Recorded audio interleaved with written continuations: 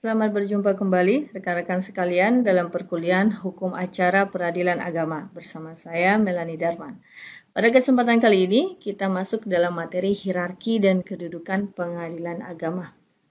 Selamat mengikuti.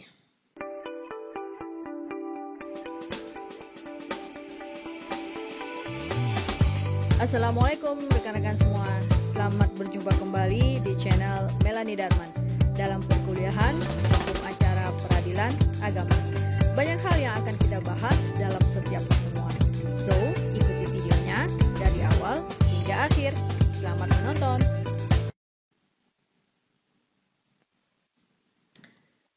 Baik, berbicara mengenai pengadilan agama dan hierarki, kita akan melihat bagaimana struktur organisasi di pengadilan itu sendiri.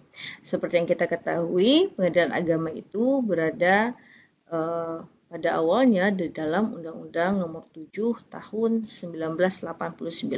Jadi ini kita berbicara sebelum era reformasi ya rekan-rekan sekalian. Kita bisa lihat itu di dalam pasal 9 tentang struktur pengadilan agama. Ya. Kita lihat di pengadilan agama yang berada pada tingkatan pengadilan pertama, yaitu berada di wilayah kota dan kabupaten. Ya. Dan kemudian juga ada nanti pengadilan tinggi agama yang berada di wilayah provinsi, yang membawahi wilayah provinsi. Oke.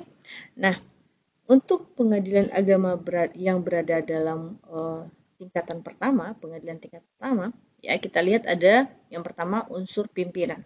Unsur pimpinan itu terdiri dari ketua pengadilan agama dan wakil ketua pengadilan agama. Ya. Nah, kemudian pimpinan itu sendiri akan membawahi para hakim, para yang mulia majelis hakim. Ya. Nah, selanjutnya kita nanti akan melihat di bawah hakim-hakim ada namanya sekretaris maupun panitera. Nah, dua unsur ini adalah para pemangku atau pejabat di pengadilan agama yang mengurusi di bidang administrasi. Satu administrasi perkantoran dan satu lagi adalah administrasi untuk pengadilan. Pengadilan dalam artian yang akan mengurus semua urusan seperti misalnya sita, penetapan gitu ya, pemanggilan misalnya ya, ataupun pelaksanaan eksekusi. Nah, itu di bawah pengurusan panitera. Kemudian selain itu seperti pengurusan kantor, masalah kepegawaian misalnya, kemudian masalah kerjasama pengadilan mungkin dengan pihak institusi ataupun lembaga-lembaga lainnya seperti misalnya bisa saja itu kepolisian, bisa saja itu misalnya masyarakat, DPR dan DPRD segala macam. Nah, itu berada di pengurusannya di bawah sekretaris begitu. Nah, selanjutnya selain dua unsur tadi, kita juga nanti akan ada jurusita. Jurusita itu nanti berkaitan dengan bagaimana pelaksanaan dari bentuk-bentuk produk pengadilan itu sendiri. Bisa jadi seperti misalnya pemanggilan, atau bisa jadi seperti pemberitahuan gitu ya, ataupun bisa jadi pelaksanaan eksekusi di lapangan gitu. Nah, hal itu biasanya dilakukan oleh jurusita. Ya. Nah, kalau kita lihat struktur dari pengadilan tinggi agama, ya tidak terlalu banyak berbeda sebenarnya dengan struktur di pengadilan tinggi di pengadilan agama. Ya. Nah, kita lihat di tingkat provinsi, maka kita akan bertemu dengan unsur pimpinan. Itu adalah terdiri dari ketua pengadilan tinggi agama dan wakil ketua pengadilan tinggi agama. Oke. Nah, setelah unsur pimpinan, maka di bawah pimpinan tersebut ada para yang mulia hakim pengadilan tinggi agama. Ya, ia rentang usia dari 55 begitu ya sampai kepada 60 lebih ya, biasanya itu adalah usia-usia para hakim di pengadilan tinggi agama ya. Selanjutnya juga ada panitera dan juga sekretaris. Seperti sama halnya di pengadilan agama, kedua unsur ini permasalahan administrasi perkantoran di dua bidang, ya, di dua bidang yang berbeda begitu. Satu di bidang urusan pengadilannya dan satu lagi di urusan untuk perkantoran itu sendiri begitu. Oke. Nah, kemudian kita lihat ya dasar hukum dari masing-masing kewenangan pimpinan, ya. Kita lihat itu di pasal 11 Undang-Undang Nomor 7, ya. Nah, di pasal 11 ada ketua, ada wakil ketua dan ada hakim. Ini adalah stakeholder dari pengadilan agama sendiri. Hakim itu adalah pejabat yang melaksanakan tugas kekuasaan kehakiman. Nah, kemudian di pasal 15 juga kita temukan, hakim itu diangkat dan diberhentikan oleh presiden selaku kepala negara atas unsur menteri agama berdasarkan persetujuan ketua Mahkamah Agung.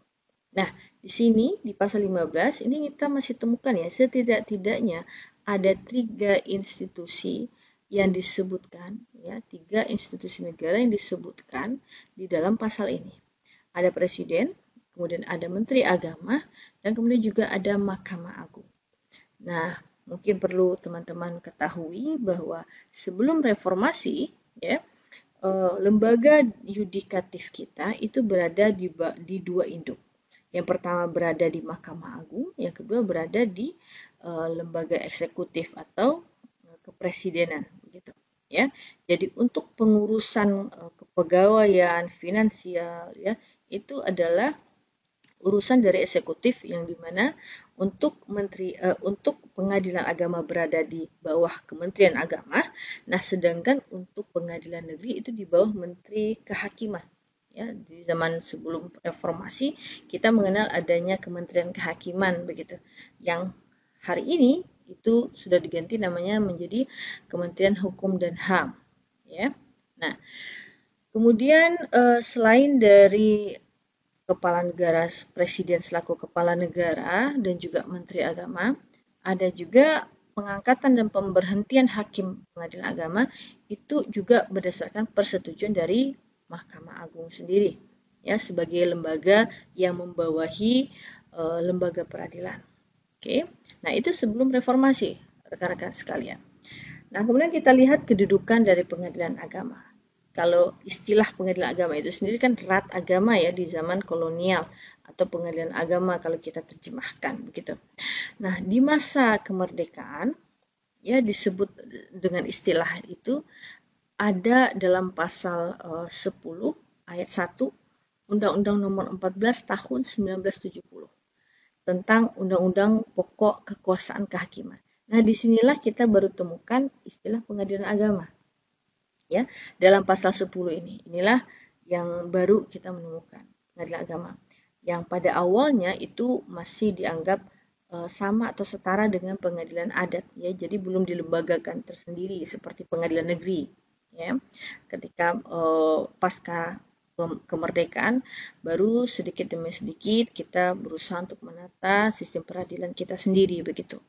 Termasuk juga pengadilan agama yang akhirnya dilegitimasi oleh negara sebagai bentuk sistem peradilan yang juga diakui.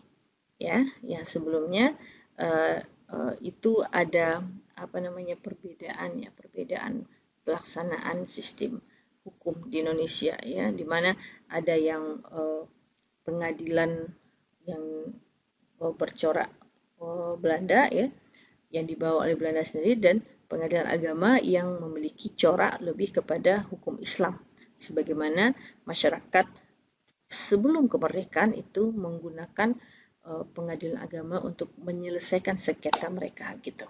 Ya, nah hal seperti ini kita sudah bahas panjang lebar di bab tentang sejarah pengadilan agama. Ya, nanti rekan-rekan silakan buka lagi materinya tentang itu ya. Nah, kemudian kita lanjut. Di mana lagi kita temukan dasar hukum yang membicarakan atau yang membahas mengenai kedudukan pengadilan agama. Ya, kita lihat di Undang-Undang Nomor 7 Tahun 89. Ini demi terciptanya kesatuan hukum yang mengatur pengelolaan agama dalam kerangka sistem tata hukum nasional berdasarkan Pancasila dan Undang-Undang Dasar 1945.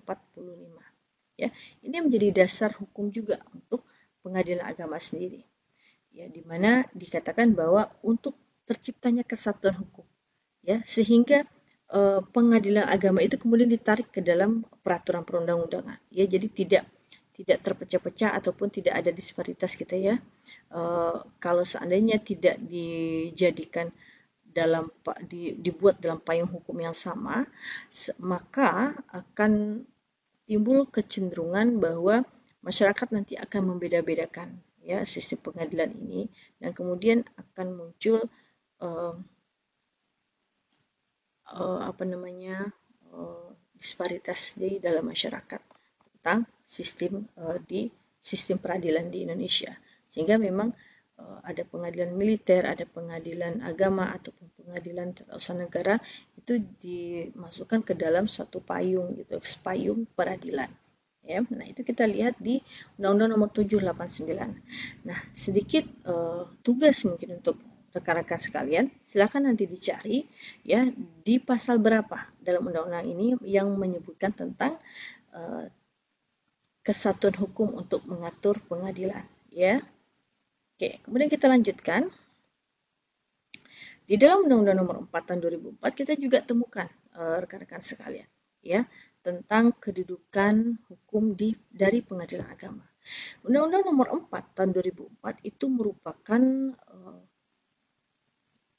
perubahan dari Undang-Undang Nomor 35 tahun 1999 tentang kekuasaan kehakiman. Ya. Nah, dalam undang-undang ini dinyatakan bahwa semua lingkungan peradilan itu, termasuk pengadilan agama itu, dilakukan pembinaan organisasi, dilakukan pembinaan administrasi, dan finansialnya itu dialihkan dari pemerintah kepada Mahkamah Agung. Ya. Nah, tadi kalau teman-teman sudah mendengarkan di awal ya, bahwa induk dari lembaga yudikatif sebelum reformasi itu ada dua, di eksekutif dan di Mahkamah Agung ya, di kepresidenan di Mahkamah Agung. Namun di dalam Undang-Undang 35 tahun 99 yang kemudian mengalami perubahan melalui Undang-Undang 4 2004, itu seluruh pengurusan organisasi, pembinaan finansial administrasi, dan pengadilan di bawah militer, tata usaha negara, agama, dan umum itu berada di bawah Mahkamah Agung. Seluruhnya berada di bawah Mahkamah Agung. Ya, nanti silakan juga teman-teman lengkapi tugasnya ya. Pasal berapa kita bisa temukan dalam undang-undang ini tentang pengaturan seluruh masalah pengadilan itu berada di bawah Mahkamah Agung. Ya. Nah, kemudian kita lihat dalam Undang-Undang Nomor 3 tahun 2006. Ini adalah undang-undang yang terbaru ya mengenai pembahasan untuk pengadilan agama. Di sini kita temukan kedudukan pengadilan agama itu semakin diperkuat dan eksistensinya semakin kokoh dari memberikan kewenangan yang lebih lagi, tidak hanya sebatas perkawinan, rujuk, ataupun perceraian ya yang dibahas di pengadilan agama atau yang diberikan kewenangan kepada pengadilan agama, tetapi juga pengadilan ini